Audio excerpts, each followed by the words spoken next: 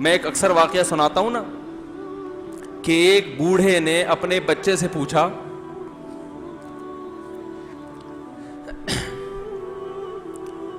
ایک بوڑھے باپ نے اپنے بچے سے پوچھا کہ بیٹا یہ دیوار پہ کیا بیٹھا ہوا ہے؟ تو بیٹے نے کہا کوا۔ کیا کہا؟ کوا۔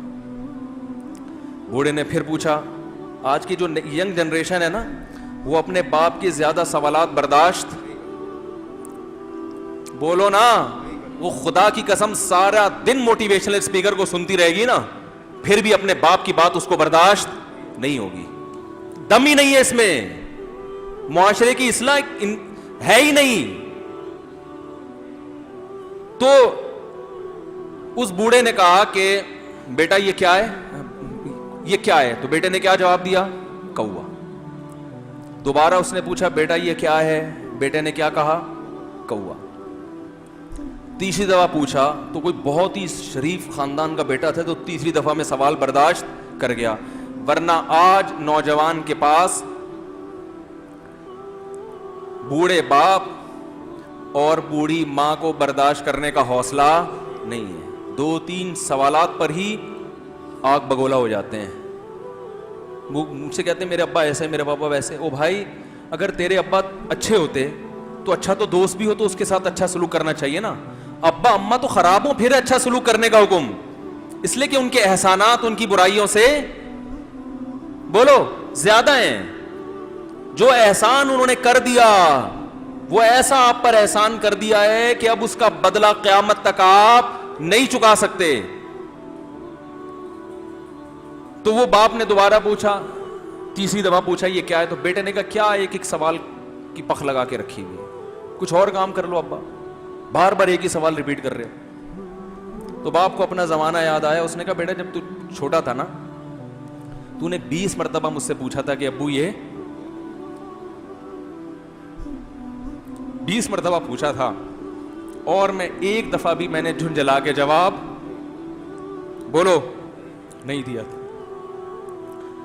تو چونکہ بچہ بھول جاتا ہے کہ میری ماں نے میرے لیے کیا کیا، اور خود ماں بھی بھول جاتی ہے، حقیقت تو یہ ہے باپ بھی بھول جاتا ہے کہ میں نے اپنی اولاد کے لیے کیا کیا۔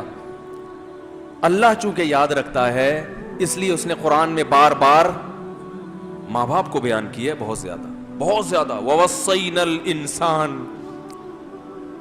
فرمایا آرڈر نہیں دے رہا، حکم نہیں دے رہا، وصیت کر رہا ہوں۔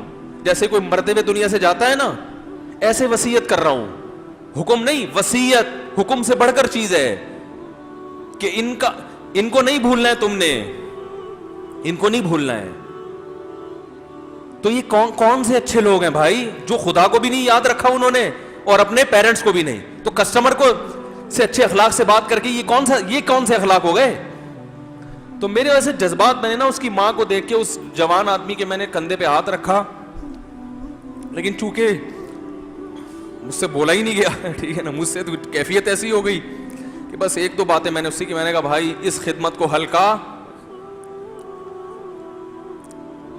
اس کو ہلکا نہ، ابھی نہیں بولا جا رہا تو آپ سوچیں جب یہ منظر تھا تو کہاں بولا جا رہا ہوگا۔ تو میرے لیے سب سے مشکل جو ٹاپک ہے نا وہ والدین کے حقوق پہ بات ہے، کیونکہ جذبات بولنے نہیں دیتے، ساتھ دماغ کو اپنا ہٹاتا ہوں میں۔ جو آج کل والدین کے ساتھ ہو رہا ہے، اپنی بیوی کو دیکھا کرو یار، کیسے پالتی ہے، کیسے پالتی ہے بچوں کو، آپ کے دیکھا کرو، کیسے صبح صبح ان کے کپڑے استری کر رہی ہوگی، کیسے محبت سے ناشتہ بنا رہی ہوگی، کیسے محبت سے وین میں بٹھا رہی ہوگی۔ عورت کسی کے لیے بھی منافقت رکھ سکتی ہے، کسی سے بھی دشمنی رکھ سکتی ہے، اولاد کے لیے ماں سے بڑا تحفہ بولو،